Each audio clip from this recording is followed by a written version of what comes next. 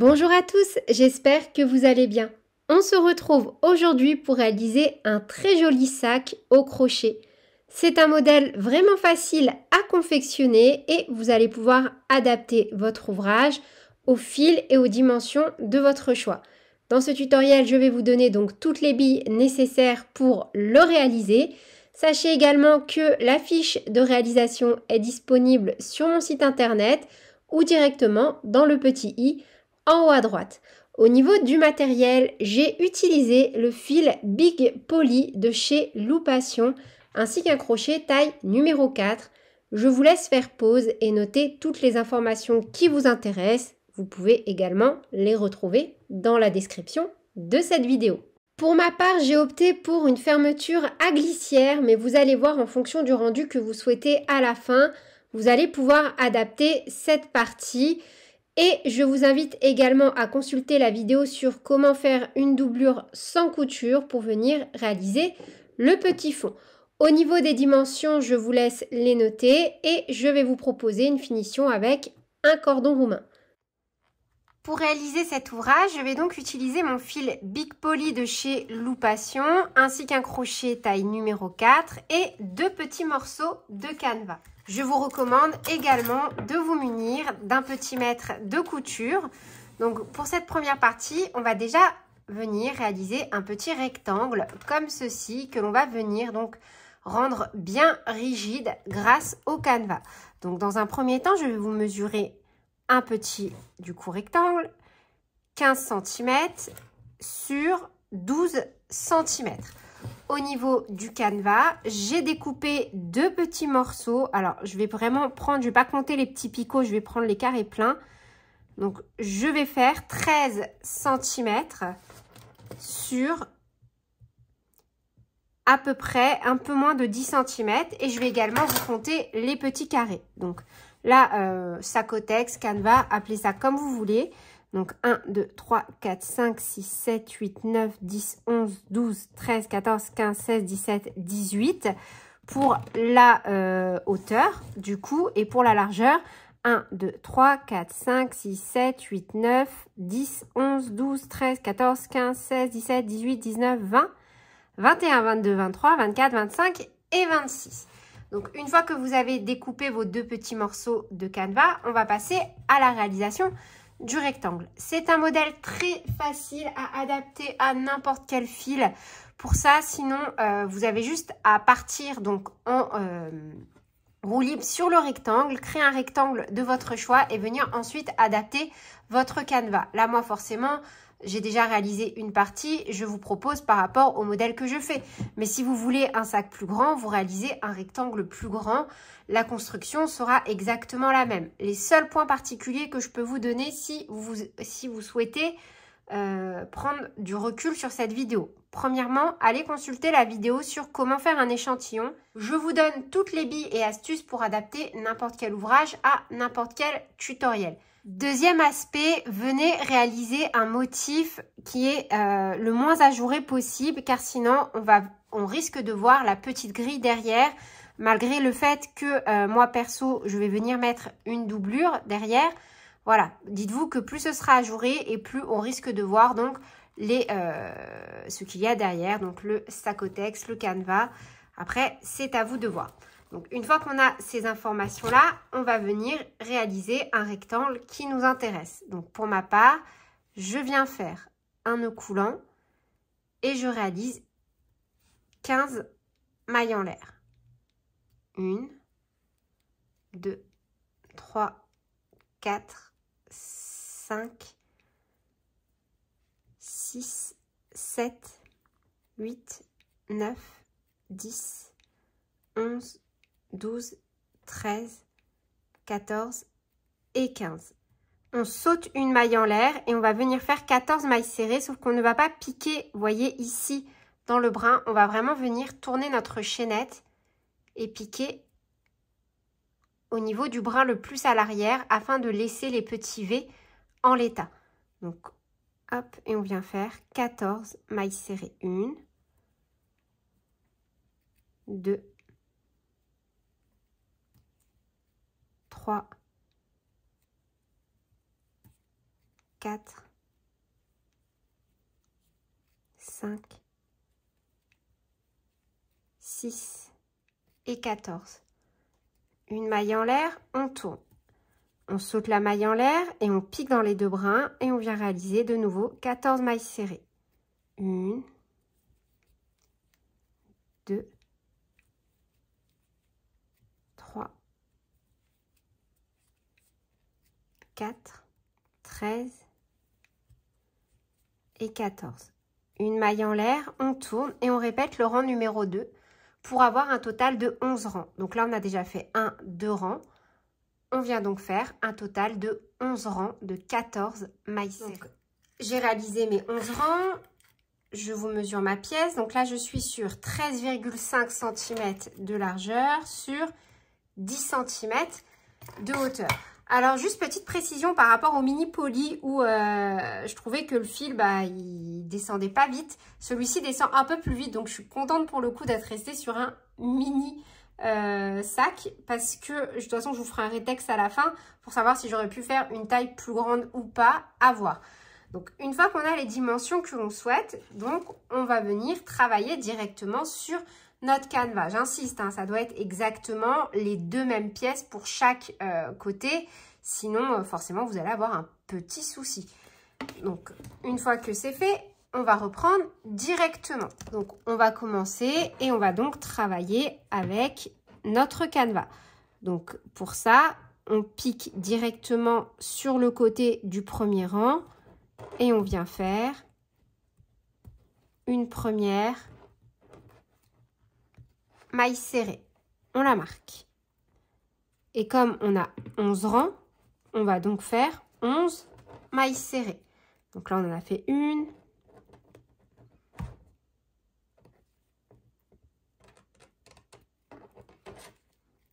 2,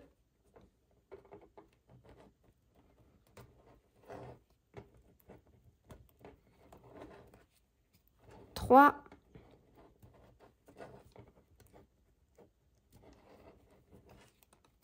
4, 6. Vous voyez, et faites attention quand vous piquez sur le canevas, allez-y doucement, n'allez pas le déchirer. Et 11. Ensuite, là, c'est assez facile. On va simplement venir travailler donc dans chaque maille. 1, 2, 3, 4, 5, 6, 7, 8, 9, 10, 11, 12, 13 et 14. Donc, hop, ce fil, on peut déjà le glisser à l'intérieur. On pique dans la première maille.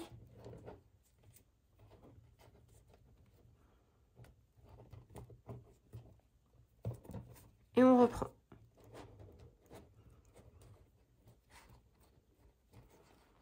Une.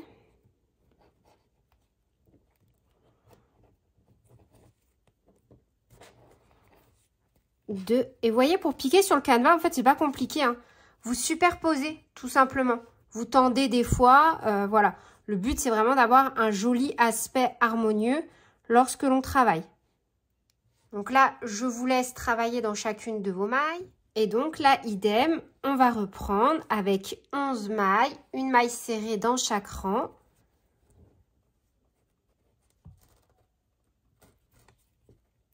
Avec notre canevas.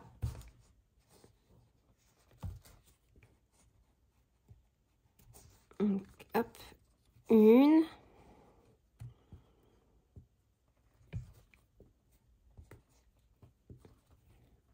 2,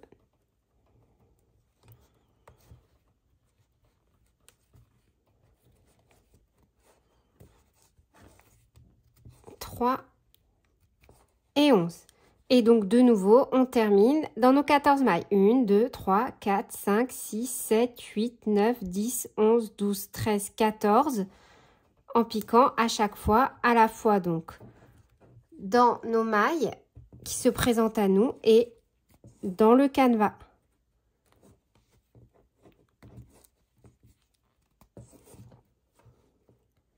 Une fois qu'on a terminé, donc là, j'ai fini ma 14e maille.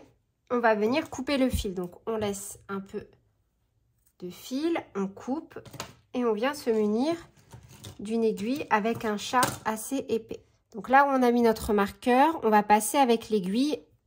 Vous voyez, sous les 2 brins de la maille, qui est la première maille serrée que l'on a fait. Et on va tirer comme ceci. Et là où notre fil dépasse, au niveau de cette maille-là, de la dernière maille qu'on a fait, on va passer l'aiguille au milieu, entre les 2 brins. Comme ceci.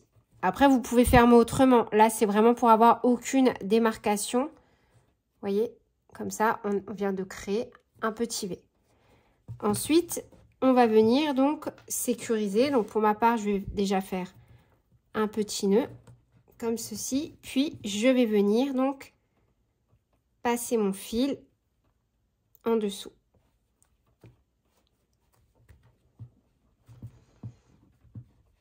Donc, allez-y, par contre, tranquillement avec le canevas. Il ne faut surtout pas venir le craquer. Ce serait dommage, surtout à cette étape, alors qu'on vient de terminer. Hop. Donc là, moi, dans cette configuration-là, à l'aide d'un petit briquet, vous voyez les petits fils qui se dépiotent comme ça, je vais les brûler et venir donc les sécuriser sur le plastique de ma trame. Une fois qu'on a nos 2 rectangles, on a déjà fait la plus grosse partie de notre sac. Donc là, à ce stade, hop, bon, moi j'ai entamé ma pelote par le milieu. Il me reste un peu de fil, enfin il me reste un peu plus de la moitié, je dirais. Mais il ne m'en reste pas autant que quand j'ai travaillé avec la Mini Poly, le petit porte-monnaie. Donc voilà, je sais que j'en aurai assez pour faire ce sac, il n'y a pas de souci. C'est juste que j'aurais pensé que j'aurais pu vous proposer un autre tuto avec. Mais je vous avoue que j'en suis de moins en moins certaine. À partir de là, je vous propose de venir donc travailler en côte cet ouvrage sur le côté pour unir. Après, si vous le souhaitez, vous pouvez très bien réaliser une bande à côté et venir la coudre.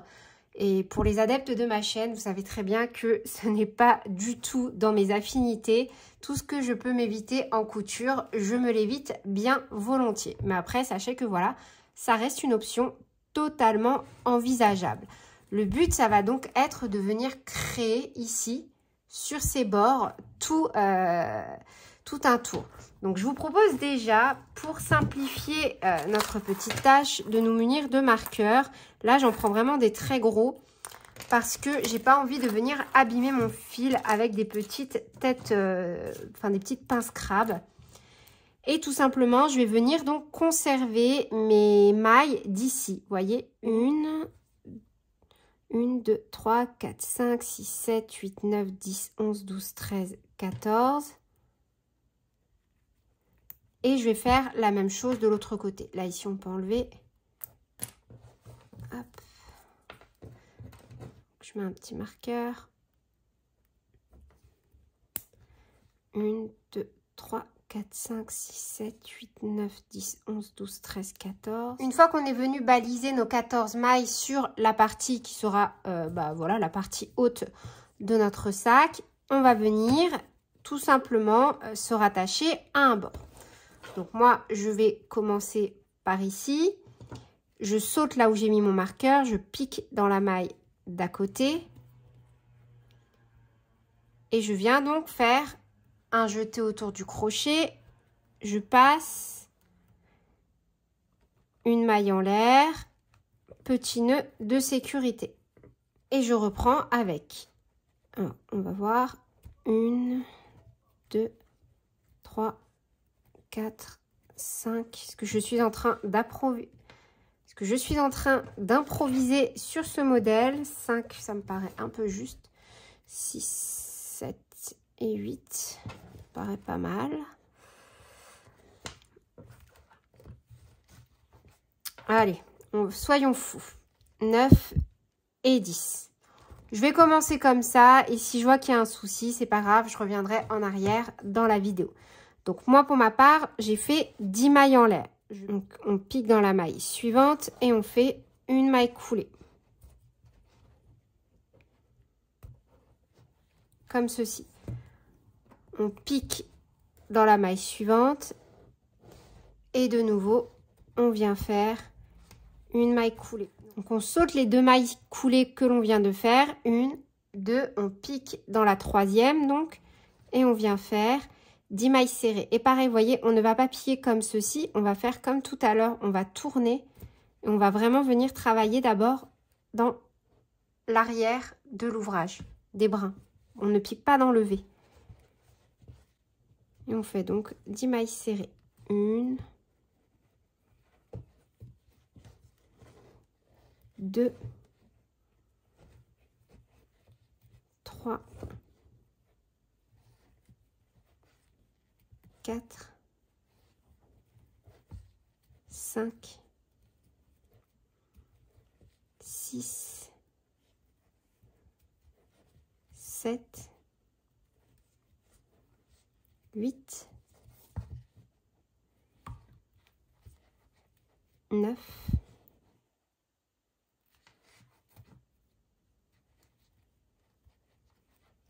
10. Donc, hop. Point très important, ces deux faces doivent toujours se faire face, les faces internes. Vous voyez? C'est super important de se le rappeler, parce que sinon, on peut avoir un petit souci à ce niveau-là. Donc, maintenant, on va venir faire de nouveau 2 mailles coulées. Donc, on pique dans la maille suivante. On ne piquera jamais 2 fois dans la même maille. Donc, on pique dans la maille suivante et on fait une maille coulée. De nouveau, on pique dans la maille suivante et on fait une maille coulée. Donc là, vous voyez, on saute les 2 mailles en l'air. 1, 2, on pique dans la 3e. On ne va pas travailler maintenant dans les 2 brins, mais à chaque fois, toujours que dans le brin arrière, du début jusqu'à la fin. Et on vient faire donc de nouveau 10 mailles serrées. 1,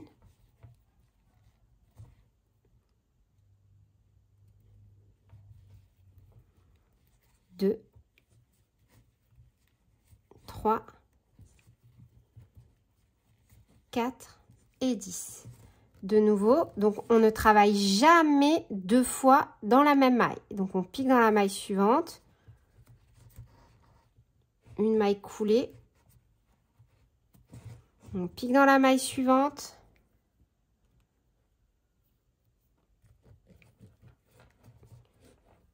une maille coulée, on tourne, on saute les 2 mailles coulées qu'on vient de faire, 1, 2, on pique dans la 3e, toujours que dans le brin arrière. Et on refait 10 mailles serrées. 1, 2 et 10. Idem. De nouveau de l'autre côté, on ne pique jamais 2 fois dans la même maille. On pique dans la suivante et on refait 2 mailles coulées. 1 et 2. On tourne. On saute les 2 mailles coulées qu'on a fait. 1, 2. On pique dans la 3e, toujours que dans le brin arrière. Et on refait 10 mailles serrées. 1, 2, 3 et 10. Et idem, on reprend. Vous voyez, et en fait, c'est super facile parce qu'on va faire ça sur tout le tour. C'est juste au début, le temps de bien faire attention, de bien prendre le fil et de surtout ne pas se tromper avec les 2 faces de notre ouvrage. Et ensuite, il y a simplement, oups, qu'à se laisser guider. Donc, on repart, toujours que dans le brin arrière, on saute les 2 mailles coulées et on refait 10 mailles serrées. Donc, je vous laisse procéder ainsi jusqu'à la fin. Une fois qu'on a fini, donc là, vous voyez, j'ai terminé par mes 2 mailles coulées, on va reprendre avec des tours pour venir harmoniser. Donc là, on va faire une maille en l'air et donc dans la maille où on a notre petit marqueur, on vient faire une maille coulée. Et on va venir mettre notre petit marqueur au niveau de la maille coulée. Et on va venir faire donc un total de 14 mailles coulées. Donc là, 2, 3, 4 et 14. On peut retirer ce petit marqueur. Une fois qu'on a donc fait nos 14 mailles coulées, sur les côtés, on vient travailler en mailles serrées pour lever le rang. 1, 2, 3 et 10. On reprend directement là où on a notre marqueur avec 14 mailles coulées. 1, 2, 3 et 14. Donc là, idem, on va venir travailler dans les 10 mailles serrées du bord, ici, en faisant 10 mailles serrées. Donc, on les repère. 1, 2, 3, 4, 5, 6, 7, 8, 9, 10. En fait, on saute de nouveau les mailles coulées. Et on fait 10 mailles serrées. 1, 2, 3 et 10. Vous voyez, on vient de faire tout le tour. Là, pour la suite, ce que je vous propose, c'est tout simplement de repartir, hop, sur, maintenant qu'on a égalisé, sur un rang de mailles serrées et on va travailler en spirale. Ça veut dire que directement, une fois qu'on a fini donc nos 10 mailles serrées au niveau ici des côtes, on pique directement dans la première maille que l'on a réalisée, toujours dans les 2 brins. Et on va venir faire une maille serrée dans chaque maille qui se présente à nous. Donc là, on fait directement hop, la première maille serrée. On remet le petit marqueur et on vient faire donc une maille serrée en piquant toujours dans les 2 brins, dans chaque maille qui se présente à nous. Donc moi, je vais m'arrêter à ce stade. Hop, je vais vous mesurer donc mon sac. En termes de hauteur, je suis sur environ 14 cm. Donc maintenant, ce qui va nous intéresser, si comme moi vous souhaitez réaliser une petite doublure, je vais venir utiliser une fermeture éclair ainsi que mon tissu pour venir réaliser une petite doublure. Pour ça, je vous renvoie à la vidéo où je vous montre comment réaliser une doublure sans couture. Sauf que forcément, pour la fermeture éclair, je vais venir coudre avec du fil de nylon pour être sûr d'avoir une structure qui tienne. Et au niveau de la fermeture éclair, idem, je vais vous donner donc la mesure de la mienne. Hop, si je prends en compte que la fermeture éclair, je suis sur 17 cm, 18 environ. Et en termes total, je suis sur 21,5 cm. Moi, pour ma part, vous voyez, le but étant de venir la coudre comme ceci pour obtenir ce petit effet-là au niveau donc de mon sac. Donc voilà, moi j'ai fait une petite pause. J'étais pas venue stopper directement. J'avais envie d'abord de réaliser ma petite doublure. Donc voilà, je l'ai fait vraiment à la va-vite. Elle est un peu grande, mais c'est pas très grave tant que les mesures ici vont. Et vraiment, j'ai suivi mon tuto que je vous ai déjà proposé. J'ai simplement fait un petit point de couture ici avec du fil de nylon noir. Mais bien évidemment, faites comme vous voulez. Et si vous faites de la couture, je pense que vous allez vous débrouiller bien mieux que moi. Donc, dans cette configuration-là, on va faire comme tout à l'heure. On va venir directement couper, ressortir le fil. Et on va faire exactement donc la même technique que tout à l'heure. On va venir au niveau de la première maille du rang en cours, passer l'aiguille sous les 2 brins, puis là où notre fil dépasse, dans la dernière maille, passer entre les 2 brins, comme ceci. Vous voyez, hop. Ensuite, on va faire les petits nœuds et cacher notre fil. Tout simplement. Donc moi, pour ma part, je ramène mon fil un peu plus bas. Donc là, moi, j'en ai également profité pour venir coudre un petit label avec idem du fil de nylon transparent. Et maintenant, je vais simplement venir coudre, donc pareil, avec du fil de nylon transparent, ma doublure dans mon sac. Je peux te la mettre hop, dans ce sens-là. Après, sachez que si vous voulez ajouter des petites choses, par exemple, des... comme ceci, des petits dés, c'est le moment. Moi, bah d'ailleurs, je vais le faire au passage. Heureusement que je me suis fait un rappel à moi-même. Comme ça, hop, on vient vraiment avoir le moins de démarcation possible. Donc là, je vais me positionner sur le 2e rang. Je vais venir, hop, me centrer comme ceci. Alors, je regarde avant parce que, vous voyez, quand je vais fermer, donc en fait, je vais peut-être venir me mettre un peu plus bas. Donc, 1, 2, 3, 4, 5. Je vais venir me mettre au niveau du 5e rang. Donc, je me positionne au niveau du 5e rang pour venir fixer mon petit dé. Et je vais faire la même chose de l'autre côté. Donc voilà.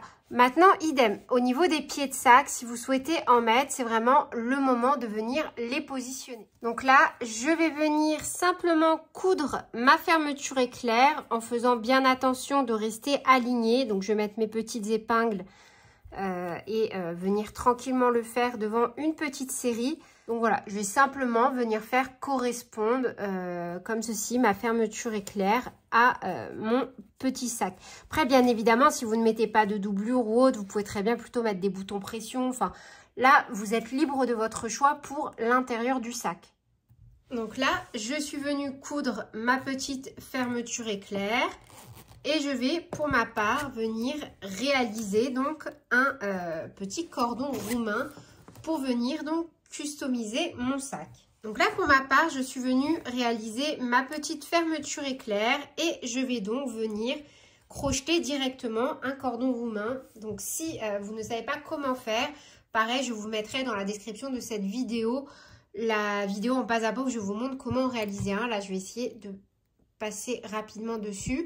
Donc, vous voyez, hop, j'ai passé mon crochet, je fais une maille en l'air. Je viendrai ensuite cacher mon fil à la fin, mes petits nœuds de sécurité. Hop. Pas le faire trop gros pour éviter qu'il ne se voit. Donc, une maille serrée, deux mailles serrées. Comme ceci. On tourne. Et on vient faire directement une maille serrée. On tourne et pas dans les deux brins ici. Vous voyez, pas dans les deux brins ici, mais sur les deux brins sur le côté. On vient faire une maille serrée. De nouveau, on tourne. Et dans les deux brins, vous voyez, pas dans les deux brins ici de la maille, mais vraiment dans les deux brins ici. Hop, une maille serrée. Et on fait ainsi de suite. Donc moi, j'ai continué de travailler jusqu'à avoir un cordon d'une longueur de 46 cm, mais bien évidemment, vous adaptez en fonction de vos besoins. Puis j'ai uni en faisant 2 mailles coulées et je suis venue cacher mes fils. C'est tout pour cette vidéo. J'espère qu'elle vous aura plu. N'hésitez pas à me dire en commentaire ce que vous en avez pensé. Et sur ce, je vous fais plein de bisous. Prenez bien soin de vous et à très bientôt pour de nouveaux tutoriels. Salut!